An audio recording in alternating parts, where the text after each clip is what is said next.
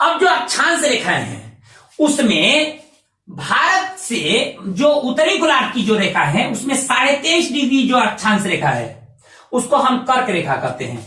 यहां से 23.5 डिग्री गुजर रही है, ये 0 डिग्री हो गया, ये 23.5 डिग्री, और ये दक्षिणी गोलार्ध में 23.5 डिग्री। तो जो उत्तरी गोलार्ध में 23.5 डिग्री है इसको हम कर्क रेखा कहते हैं। उत्तरी गोलार्ध में 23.5 डिग्री अक्षांश रेखा को कर्क रेखा और दक्षिणी गोलार्ध में 23.5 डिग्री अक्षांश रेखा को मकर रेखा कहा जाता है। क्या कहते हैं? मकर रेखा। अब देखिए, तो भारत जब 8.4 से 37.6 के बीच है तो 23.5 डिग्री तो इंडिया से गुजरती होगी, बिल्कुल। इंडिया से 23.5 डिग्री देशांतर रेखा बिल्कुल गुजरती है। 23.5 डिग्री जो अक्षांश रेखा है, उत्तरी अक्षांश रेखा अर्थात कर्क रेखा, भारत के बीचों बीच गुजरती है और यह भारत के 8 राज्यों से होकर गुजरती है। भारत के 8 राज्यों से होकर अक्षांश रेखा 23.5 डिग्री अक्षांश रेखा अर्थात कर्क रेखा गुजरती है। कौन कौन राज्य हैं इसका क्रम याद रखिएगा, यहां से इधर की ओर, पश्चिम से पूर्व, पूर्व का क्रम। कौन कौन राज्य हैं? तो पहले गुजरात, उसके बाद राजस्थान, गुजरात के बाद फिर राजस्थान से, राजस्थान के बाद उसके बाद मध्य प्रदेश, तब छत्तीसगढ़। अब देखिए, मध्य प्रदेश से अलग हुआ है छत्तीसगढ़ के बाद झारखंड से होकर गुजरती है। आपको बता दें कि झारखंड की रांची कर्क रेखा पर ही स्थित है। झारखंड की राजधानी रांची कर्क रेखा पर ही स्थित है, झारखंड से गुजरती है। झारखंड के बाद पश्चिम बंगाल, वेस्ट बंगाल, और वेस्ट बंगाल के बाद आपको अगर गुजरती है तो त्रिपुरा और उसके बाद मिजोरम, क्योंकि ये त्रिपुरा और ये मिजोरम। देखिए कौन कौन राज्य हो गए? गुजरात, राजस्थान, मध्य प्रदेश, छत्तीसगढ़, झारखंड, वेस्ट बंगाल, त्रिपुरा और मिजोरम। ये 8 राज्य हुए जिन राज्यों से कर्क रेखा गुजरती है।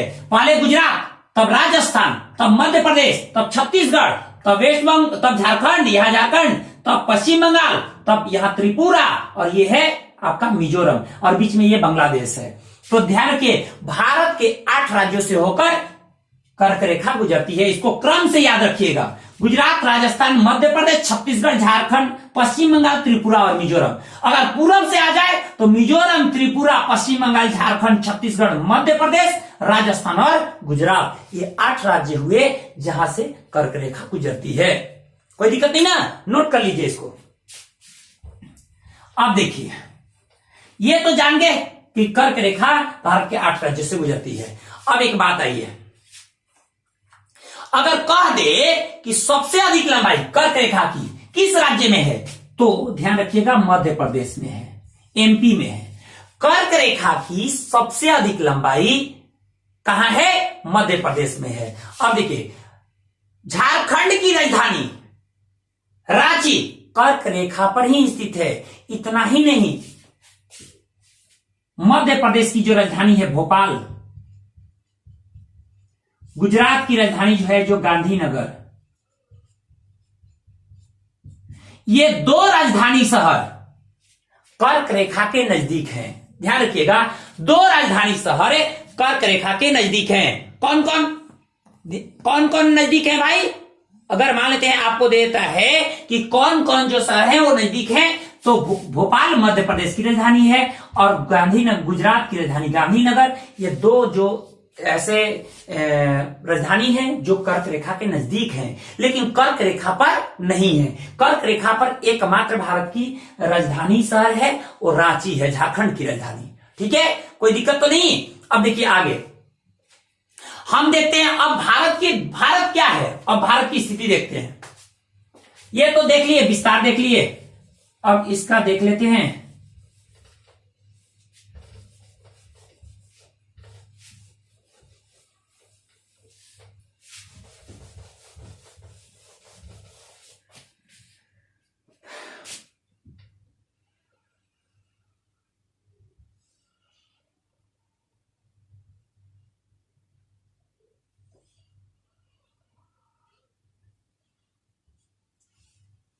अब देखिए, ये इंडिया तीन ओर से, इधर से, पूर्व साइड से, पश्चिम साइड से, तीनों ओर से जल से घिरा हुआ है।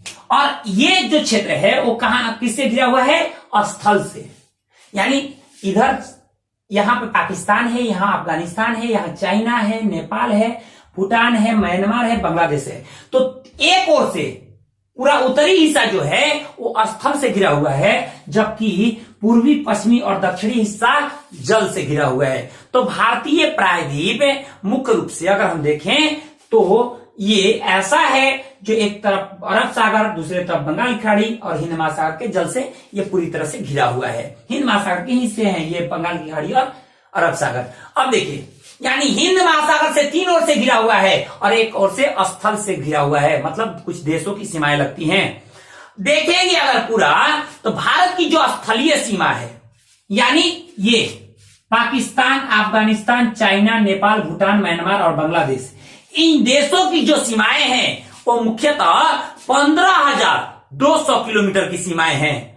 लगभग 15,200 किलोमीटर की सीमाएं हैं स्थलीय सीमा। तो भारत की स्थलीय सीमा कितना है? 15,200 किलोमीटर। भारत की स्थलीय सीमा है 15,200 किलोमीटर। अब देखिए, ये तो 15,200 किलोमीटर क्या हो गए? मतलब देशों के साथ इसकी सीमा लगी हुई है। अब तटीय सीमा, यानी ये जो समुद्री क्षेत्रों से लगा हुआ है, तटीय सीमा जो समुद्री क्षेत्रों से लगा हुआ है, ये क्या है? समुद्री क्षेत्रों से, मतलब हिंद महासागर से जल से टच करता है। जो तटीय सीमा है वो कुल 6100 किलोमीटर है। 6100 किलोमीटर तटीय सीमा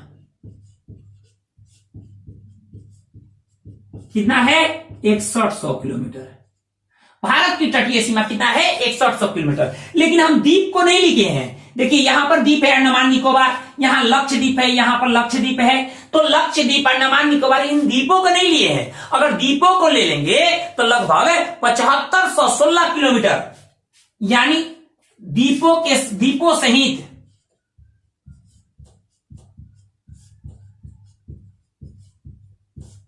भारत की तटीय सीमा कितना है? 7516 किलोमीटर। 7516 किलोमीटर। अब आपको दे दिया कि कुल सीमा की लंबाई कितना है, तो स्थलीय और ये तटीय सीमा की लंबाई आप जोड़ दीजिए। कुल लंबाई कितना है? तो 15,200 और प्लस 7516 कितना हो गया?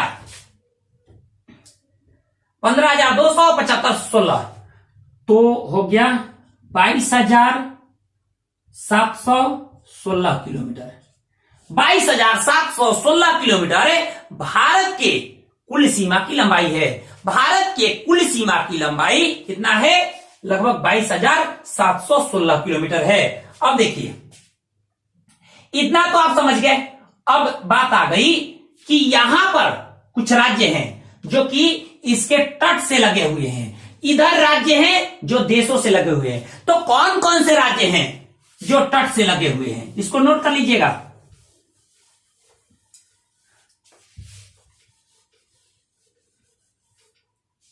भारत के कौन कौन से राज्य जो तट सीमा से लगे हुए हैं और कौन कौन से राज्य हैं जो कि इन देशों से लगे हुए हैं। तो अगर तट से लगे हुए राज्यों की बात आए तो ध्यान रखिएगा, कुल 9 राज्य हैं जो कि तट से लगे हुए हैं। 9 राज्यों में कौन कौन? पहले यहां गुजरात है।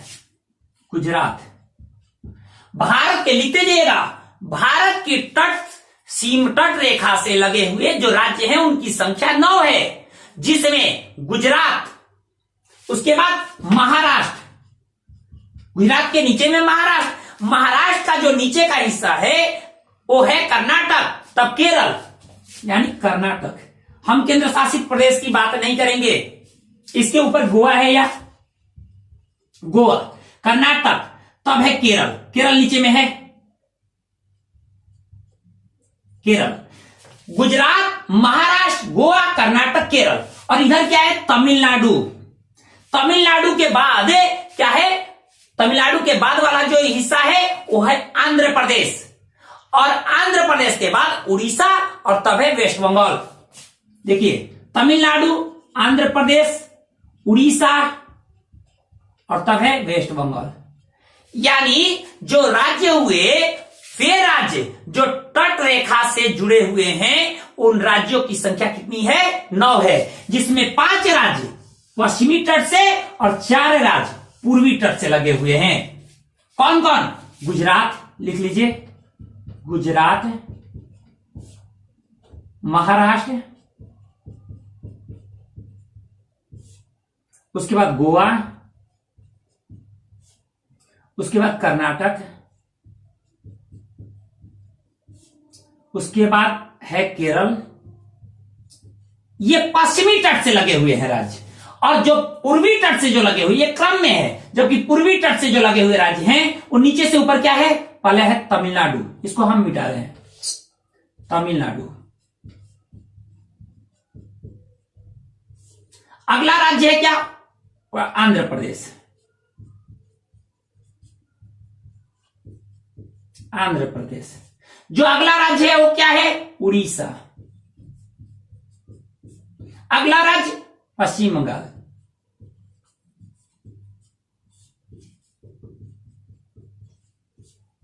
ये राज्य, यानी टोटल राज्य कितने हुए? 9। तो भारत की तट रेखा से लगे हुए राज्यों की संख्या 9 है। इसमें सबसे लंबी सीमा वो है, लंबी तट रेखा वाला जो राज्य है वो है आपका गुजरात का, और गुजरात के बाद आंध्र प्रदेश, उसके बाद तमिलनाडु, और सबसे छोटी गोवा का है।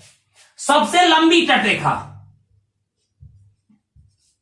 लंबी है किसका? गुजरात का, गुजरात का।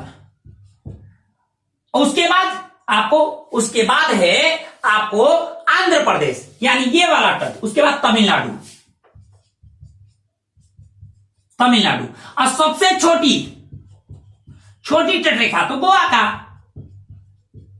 सबसे छोटी तट रेखा वाला राज्य है गोवा, और सबसे लंबी तट रेखा वाला राज्य गुजरात है, उसके बाद आंध्र प्रदेश है, तब तमिलनाडु है। इसको आप ध्यान रखेंगे, दिमाग में इसको सेट कर लेंगे, इसको नोट कर लीजिए। बल्कि